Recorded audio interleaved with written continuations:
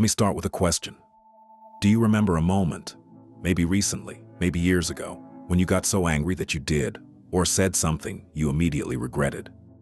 Maybe you exploded at someone you love, said something you can't take back, sent a message you wish you hadn't sent, made a decision in the heat of the moment that cost you a relationship, an opportunity, your own self-respect.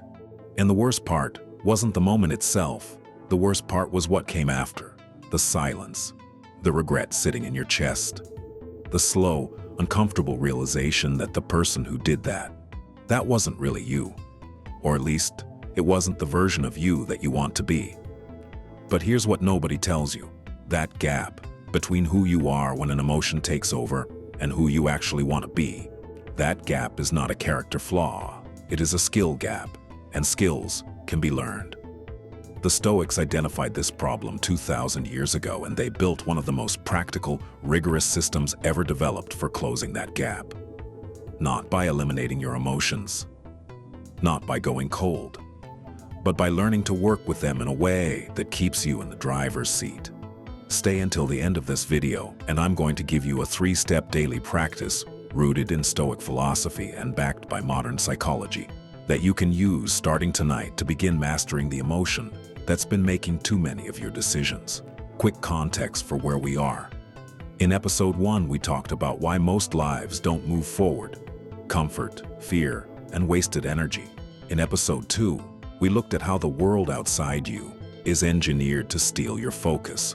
Today we go to the root of both of those problems. Because here's the thing, you already know what you should be doing. You know you should focus. You know you should stop avoiding. You know you should act. So why don't you? Emotion, that's the answer. And that's what today is about. If this series is speaking to you, subscribe right now and hit the notification bell. Every episode builds directly on the last, and episode 4 goes somewhere you won't want to miss. Part 1. The biggest misunderstanding about Stoicism. Before we get into the method, I need to clear something up, because if you're carrying the wrong picture of what Stoicism is, everything else today will land wrong. Most people hear the word Stoic and picture someone cold, emotionless, a person who has shut down their feelings and operates like a machine, the soldier who doesn't flinch, the executive who never cracks. That is not Stoicism. That's the movie version of it. Marcus Aurelius, Emperor of Rome, one of the most powerful men who ever lived, wrote privately in his journal about loneliness, about grief, about the days he wanted to give up.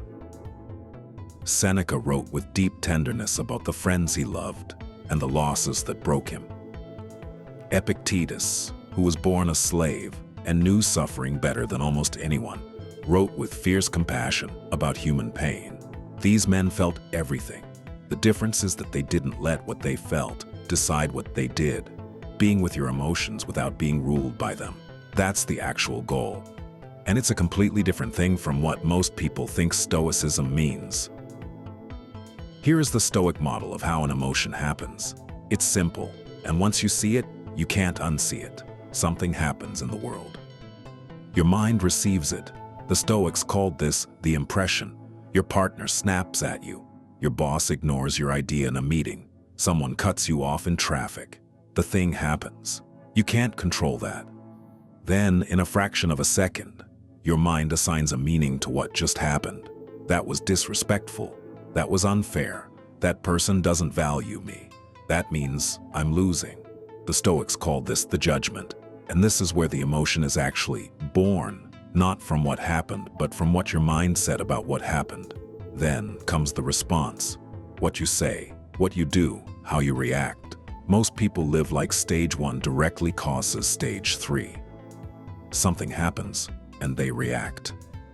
Immediate, automatic, no space in between. The Stoic practice is about inserting awareness into stage 2, the judgment, not to change the feeling, to see where it's actually coming from. Because when you can see the judgment that generated the emotion, you have a choice, and that choice is where your power lives. Between stimulus and response, there is a space. In that space is our power to choose our response. Viktor Frankl. Viktor Frankl survived the Nazi concentration camps and became one of the most important psychiatrists of the 20th century. He described discovering this principle in conditions most of us can't imagine, but he was describing exactly what the Stoics had taught 2,000 years before him. The gap between what happens and how you respond is not empty space. It is the location of your freedom. Part 2. Anger, the emotion that shows you everything. Of all the emotions, the Stoics wrote most about anger, and for good reason. Anger is the emotion where the gap between feeling and regret is most visible, most painful, and most universal. We all know what it's like. Someone does something, or says something, or doesn't say something, and something in you ignites. And in that moment, the anger feels completely justified. It feels righteous. It feels like the only reasonable response. And then you act on it. And then it's over. And then you're left with what you said, or what you did. And you realize that wasn't what I wanted. That didn't get me what I needed. That made things worse, not better. Seneca wrote an entire book about anger, and his central observation is one of the most honest things I've ever read. Anger is like ruins. It tears down more than it ever builds. Seneca, on anger. He wasn't saying don't feel it. He was saying anger in control is destruction, and destruction is almost never what you actually want. Think about the last time you acted out of anger. What did you actually want? Probably to be heard, to be respected, for something to change. Did acting from anger get you any of that? Almost never. Because when you let anger drive, you stop communicating what you need and start just discharging the feeling. The anger becomes the thing, and what you actually needed gets lost. Here's something Seneca understood that most people miss. There's a difference between anger and what we might call righteous indignation. Anger is the emotion out of control. It reacts. It strikes. It needs to discharge right now. It makes decisions based on how you feel in this second. Indignation is different. It's the recognition that something is genuinely wrong, felt just as deeply, but held. Examined, directed toward an actual solution, rather than just expressed. The same feeling, but one is driving you and one is serving you. That's the difference the Stoics were after. LeBron James talks about this. When something unfair happens in a big game, he feels it completely. But he's trained himself to feel it for 1 second and then ask, what do I need to do right now? Not suppress. Feel it, then redirect. The emotion becomes fuel rather than a fire that burns the room down. How much more grievous are the consequences of anger than the causes of it? Marcus Aurelius, Meditations. Part 3. What science discovered that Stoics already knew. I want to keep this simple because the science here is actually straightforward. Your brain has an alarm system that was designed for survival. When there's a threat, it fires before you can consciously process what's happening, because fast reactions kept your ancestors alive. The problem is that the same system fires when your boss sends you a cold email, when someone says the wrong thing at dinner, when you see something online that makes you angry. There's no predator, but your brain is already in threat mode, and your rational thinking temporarily goes offline. Here is the part that should change how you think about Stoicism. Research by neuroscientist Matthew Lieberman at UCLA showed something remarkable. When people put a name to what they're feeling, when they say, even silently, I'm feeling angry right now, the activity in the alarm system actually decreases, and the activity in the rational, thinking part of the brain increases. Just naming it. That's all it takes to begin shifting the balance back toward your thinking mind. This is not a coincidence. This is exactly what the Stoics were describing when they talked about inserting the judgment into conscious awareness. The moment you name what you're feeling, you are no longer just inside the feeling. You are also watching it, and the watcher has choices the reactor doesn't. There's one more thing I want to make clear before we get to the practice. The Stoic goal is not to stop feeling. It is not to become a person who floats above their emotions in some kind of permanent philosophical detachment. That's not healthy, and it's not what the Stoics taught. Emotions are information. Anger tells you a boundary was crossed. Fear tells you something matters to you. Sadness tells you something was meaningful. These are signals worth listening to. The problem is not the signal. The problem is when you obey the signal without examining it first. Think about the difference between a smoke alarm and a fire. The alarm is not the fire. The alarm is a signal that there might be a fire. And the right response to an alarm is not to rip it off the wall. It's to look around and figure out what's actually happening. Your emotions are the alarm. The Stoic practice is learning to hear the alarm, assess the situation, and then choose your response, rather than just running blindly based on the sound. Part 4. 3 Stoic tools for working with emotion. When an emotion has you in its grip, when something has happened, and you can feel the reaction building, Marcus Aurelius had a practice he returned to constantly.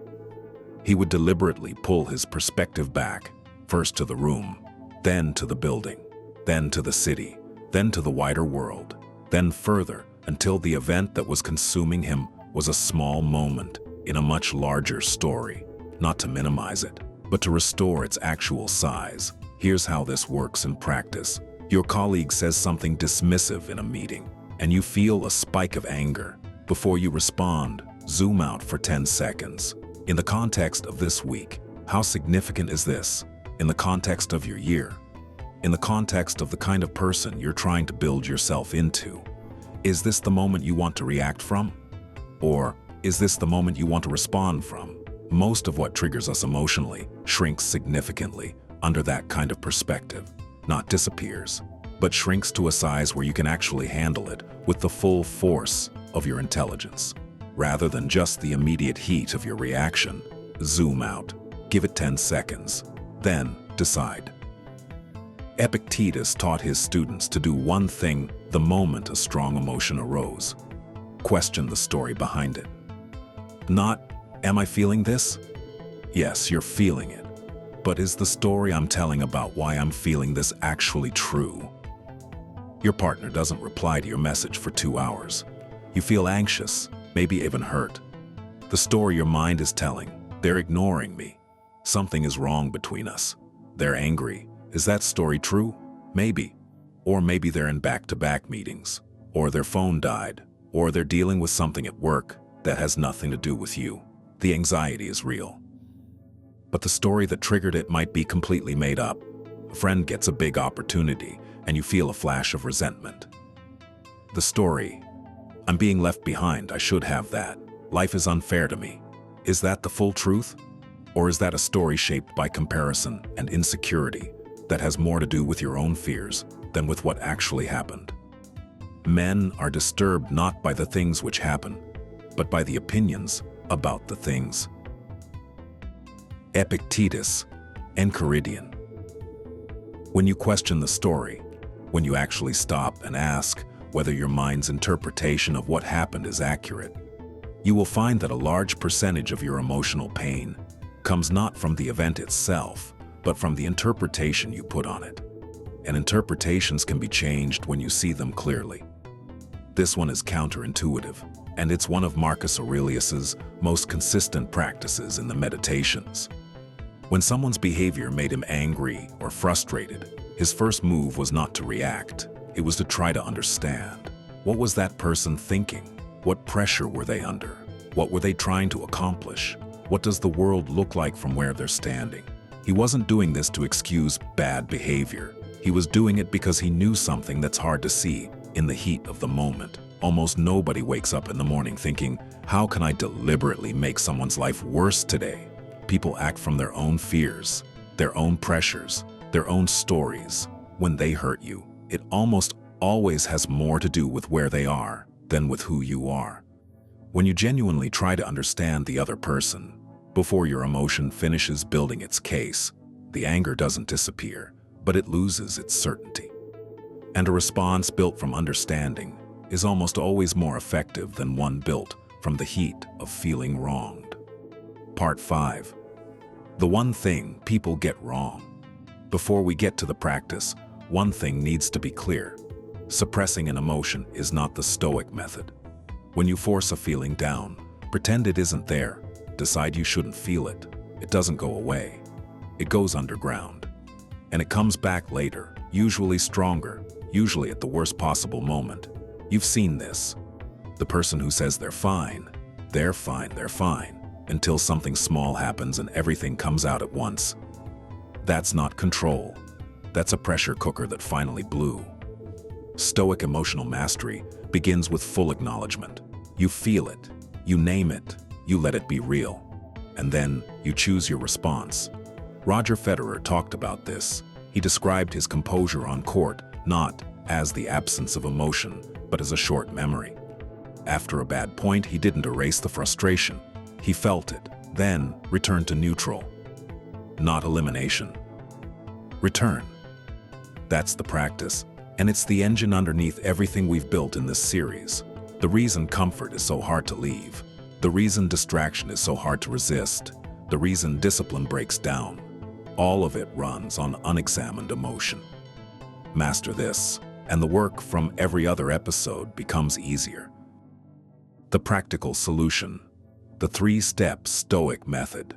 Here is what I promised you. Simple, practical, usable tonight, not someday. This works in 2 ways. In the moment, when an emotion is happening right now, and in your evening review, which you started in episode 1. Both matter. Both built the same skill. 1. Name it. The moment you notice a strong emotion rising, anger, anxiety, jealousy, shame, fear, resentment, pause and put a name on it. Not, I am angry. That fuses you with it. Say instead, there is anger here. Or, I notice I'm feeling fear right now. This tiny shift in language is not a trick. It is, quite literally, how you activate a different part of your brain. The part that can think, choose, and respond rather than just react. Just naming it creates the gap, and the gap is everything. 2. Question the story. Ask yourself one question. Is what my mind is telling me about this situation actually true? Not, is this feeling real? It is. But is the interpretation behind this feeling accurate? Most emotional pain is not caused by what happens. It's caused by the story we instantly attach to what happens. Question the story. Not to dismiss the feeling. To see whether it's built on something real or on an assumption your mind invented in 3 seconds flat. 3. Choose your response from that space of named and examined emotion. Make a deliberate choice. This might be to speak, to stay quiet, to act, to wait, to disengage completely. The content of the choice matters far less than the fact that it is chosen. A chosen response, even an imperfect one, is different in kind from a reaction. Because a chosen response comes from you, a reaction comes from the emotion, and you are not your emotions. You are the person who decides what to do with them. Name it. Question the story. Choose your response. In the moment, these 3 steps take seconds. In your evening review, go deeper. What emotion drove a decision today? Was the story behind it true? What would I have chosen with more space? Do this daily, and something shifts. The gap widens naturally, not because you've suppressed anything, but because you've gotten better at working with what you feel. That's what Marcus Aurelius was building every morning, what Epictetus was teaching, what Seneca kept returning to.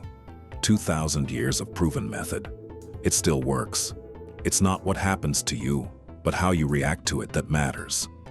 Epictetus, before you go, I want you to do step 1 right now, in the comments. Write the emotion that has been making too many of your decisions lately. 1 word. Anger, fear, resentment, anxiety, guilt, shame, whatever it is. Name it here, publicly. Because naming it, which is literally the first step of the practice, becomes more powerful when you do it where someone else can see it. You're not that emotion. You're the person who can see it clearly enough to name it. and that's already the beginning of the work. I read every comment, and what you'll find down there is that you are not alone in this. Think of one person in your life who you've watched get taken over by an emotion. Someone whose anger is costing them relationships, whose fear is keeping them stuck, whose anxiety is writing their story for them. Send them this video, not to tell them they have a problem, just because this kind of thing in the right moment can genuinely land.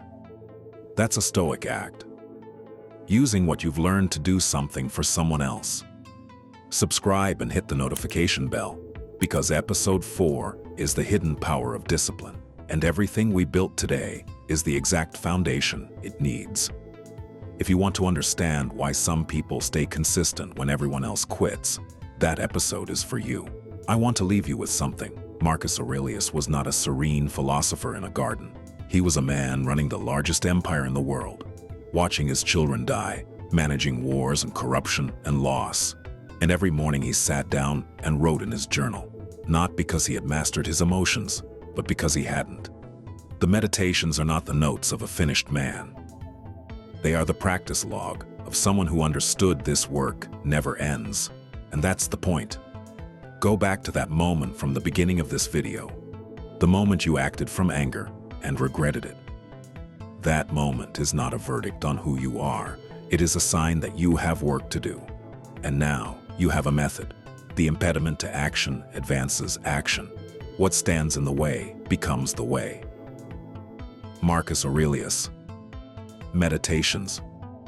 The emotion that's been getting in your way is not your enemy. It is your teacher. Start learning from it tonight. I'll see you in episode 4.